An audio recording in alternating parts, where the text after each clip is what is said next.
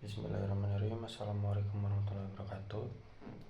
Saya akan mempresentasikan apa itu IT infrastruktur. Perkenalkan, nama saya Muhammad Syakir Romani. Saya dari Bekasi, asal sekolah saya dari SMK Telkom Bandung. Jurusan sebelumnya adalah TCKT, Teknik Jaringan Komputer dan Telekomunikasi, dan berfokus kepada TJAT, Teknik Jaringan Akses Telekomunikasi. Jadi sebelum masuk ke infrastruktur engineer itu lebih ke berkaitan dengan jaringan, networking. Jadi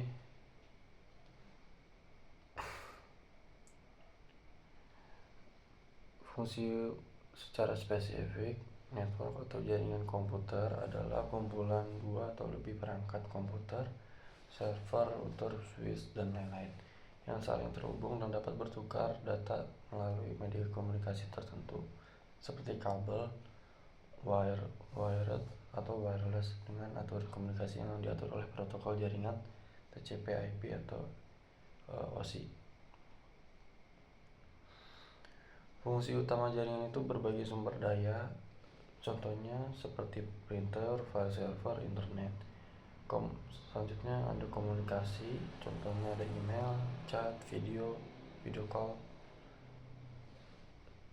Yang ketiga ada akses data terpusat seperti database, aplikasi bisnis. Untuk jenis-jenis jaringannya itu ada LAN, WAN, dan MAN. LAN itu adalah local area network yang mencakup area kecil seperti kantor dan rumah. MAN, metropolitan area network yang mencakup area kota. WAN, wide area network yang mencakup area antar kota atau negara, contohnya adalah internet. Lanjut, apa itu infrastruktur engineer?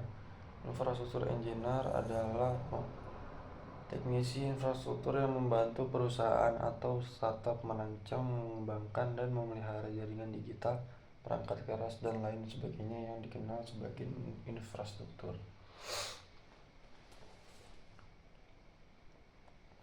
Atau sebagai singkatnya adalah seseorang yang mengatur jaringan di suatu perusahaan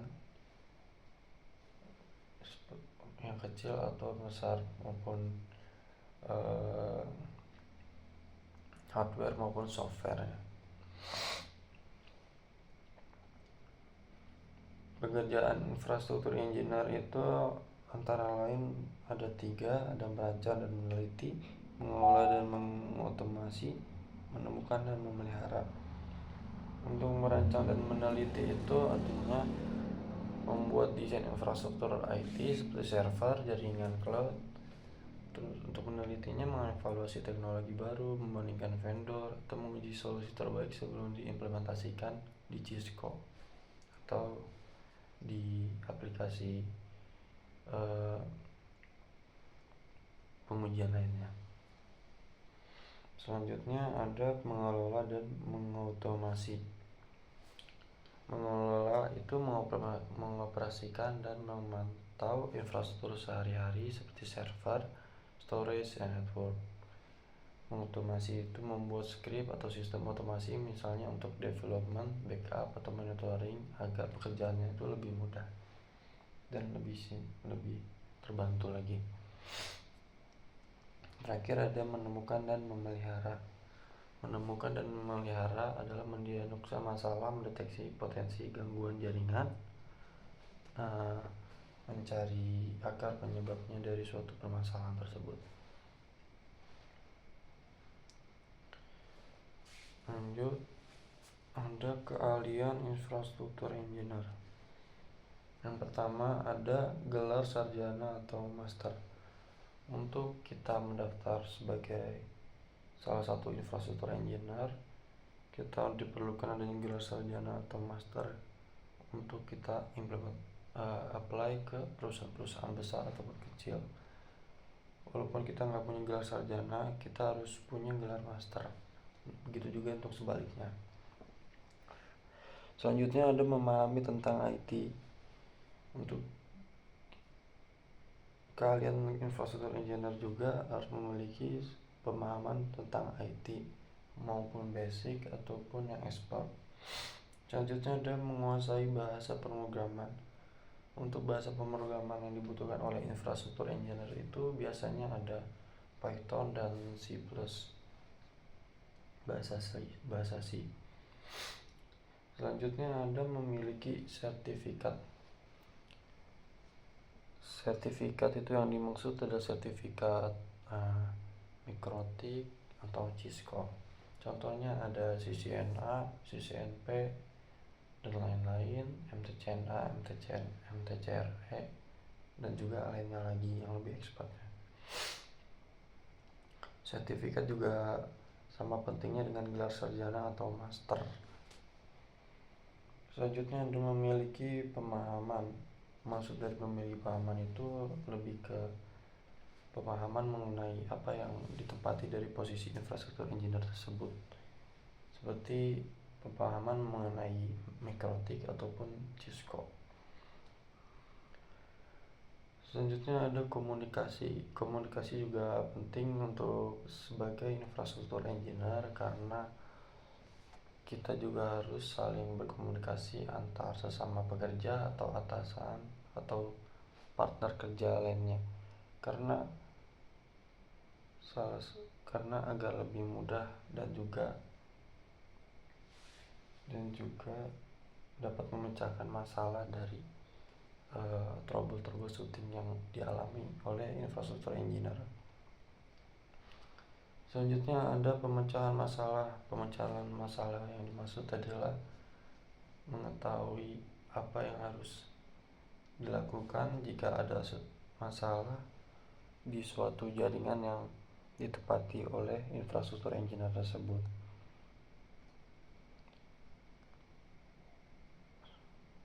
Yang selanjutnya ada analisis yang kuat. Analisis yang kuat itu menganalisis data suatu database atau jaringan di suatu yang dikelola oleh infrastruktur engineer, menjaganya agar tetap beroperasi seperti biasanya atau beroperasi lebih baik lagi. Yang terakhir ada keinginan terus belajar. Yang terakhir ini sangat penting karena sebagai infrastruktur engineer ilmu pengetahuannya itu harus luas dan keinginan terus belajarnya itu harus ditekankan lagi untuk kita lebih mempermudah ke depannya untuk memecahkan masalah atau lain sebagainya. Jenis-jenis pekerjaan infrastruktur engineer. Yang pertama ada network administration atau engineer. Network administration atau network engineer adalah seseorang yang bertanggung jawab untuk merancang, mengelola, memelihara, dan mengoptimasikan jaringan komputer suatu organisasi agar komunikasi data berjalan aman, stabil, dan efisien. Jadi network administration itu merancang dan meneliti, merancang membuat desain infrastruktur IT seperti server, jaringan cloud, meneliti, mengevaluasi teknologi baru, memilihkan vendor, menguji solusi terbaik sebelum diimplementasikan ke perangkat asli, mengelola dan mengotomasi, mengelola, mengoperasikan dan memantau infrastruktur sehari-hari, server, storage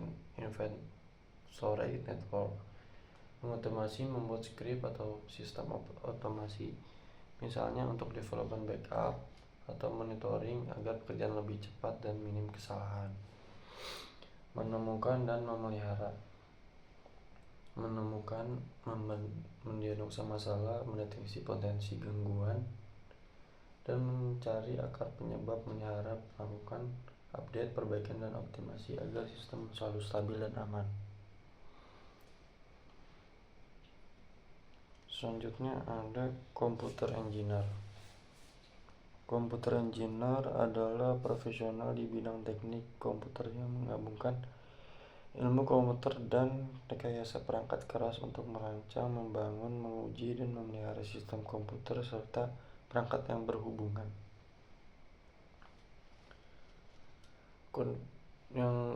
Tugas yang diberikan oleh computer engineer adalah konfigurasi dan pengelolaan perangkat jaringan, seperti mengatur router, switch, firewall, access point, menentukan topologi jaringan, LAN, MAN, WLAN, dan VPN.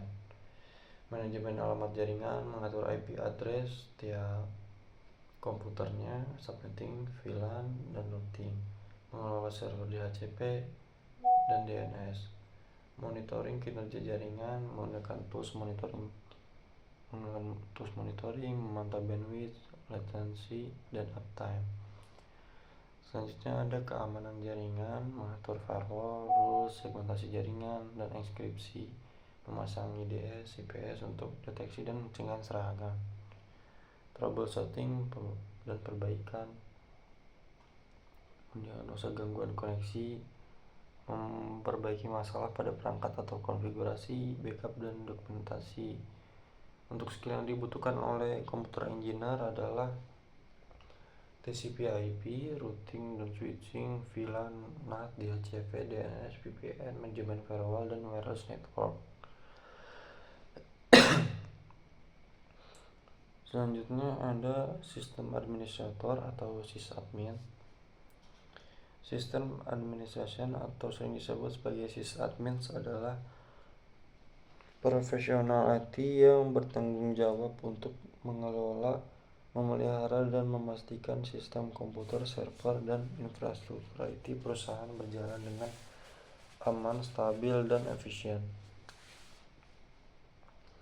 Untuk tugasnya sendiri ada perancangan perangkat keras, membuat desain prosesor, papan sirkuit PCB, microcontroller, mengembangkan sistem embedded untuk IoT, otomasi, dan perangkat elektronik, mengembangkan perangkat lunak sistem, menulis firmware driver untuk mengendalikan hardware, mengotomasikan sistem operasi untuk perangkat tertentu, integrasi hardware dan software, menguji dan debugging, menguji performa perangkat, memperbaiki kesalahan desain atau bug software atau hardware, riset dan inovasi, meneliti teknologi prosesor baru, AI accelerator atau perangkat hemat daya, mencari solusi teknologi yang lebih cepat, kecil, dan efisien.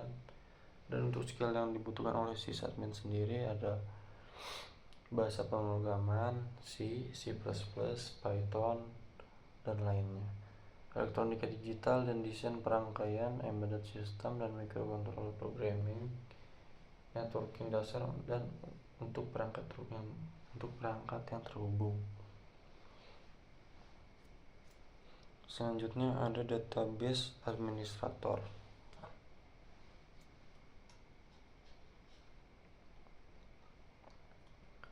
Untuk database administrator tugasnya ada instalasi dan konfigurasi database.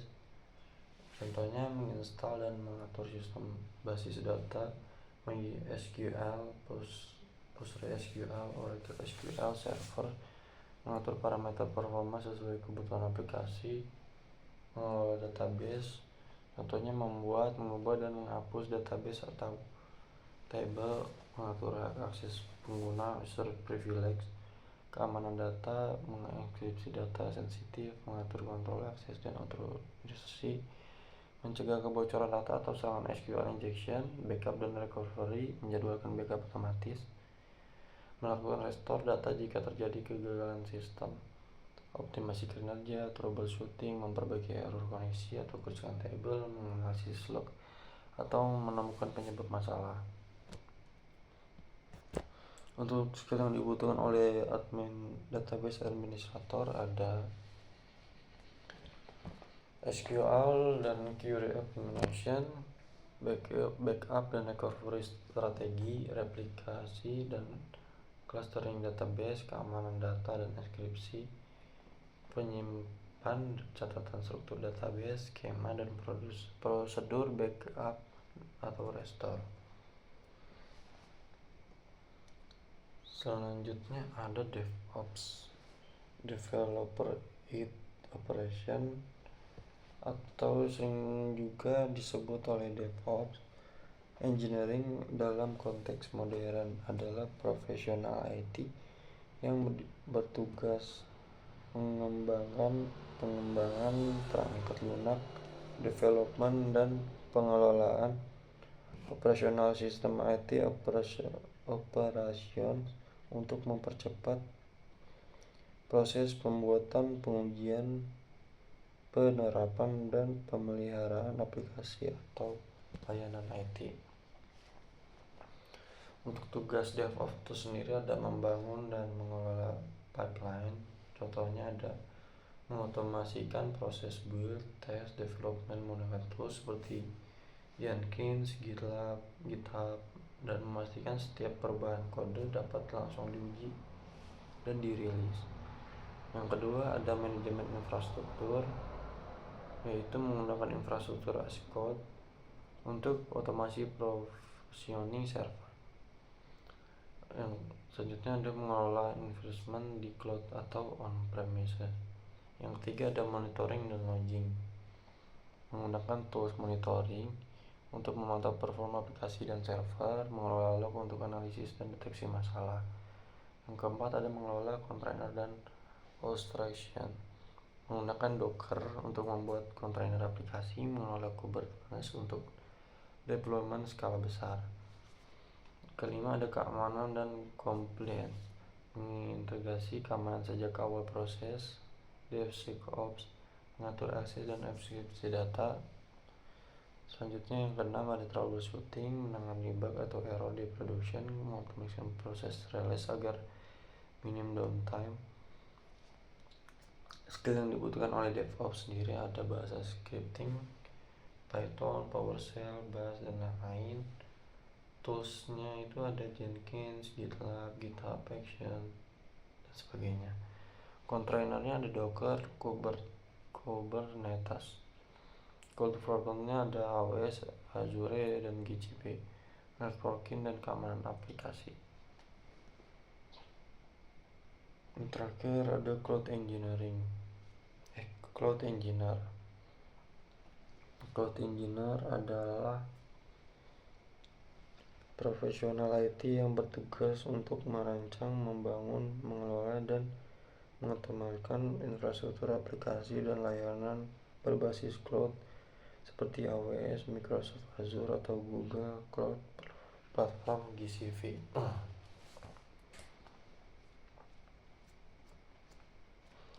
Untuk tugas dari Cloud Engineer ada merancang arsitektur cloud seperti menentukan model cloud, public, private, atau hybrid, monetization jaringan virtual, VPC subnet, security group, memilih resource cloud, VM, virtual machine, storage, database sesuai kebutuhan klien atau perusahaan. Yang kedua ada implementasi dan development, mengkonfigurasi dan mendeploy aplikasi ke cloud menggunakan infrastruktur as code untuk otomatisasi, mengelola kontainer, Docker, dan Kubernetes.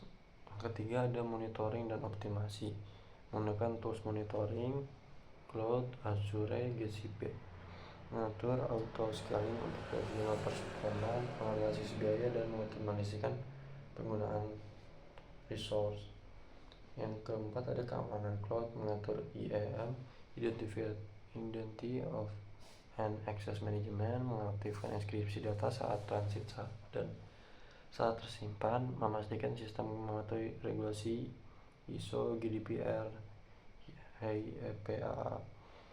Selanjutnya ada troubleshooting, menangani gangguan layanan cloud, melakukan update dan patching resource. Skill yang dibutuhkan oleh Cloud Engineer adalah penguasaan AWS, Azure, atau GCP, networking di cloud, VPC Load Balancer, VPN, scripting Python, Bash, PowerShell, kontainer dan Kubernetes untuk Docker, security dan compliance di cloud.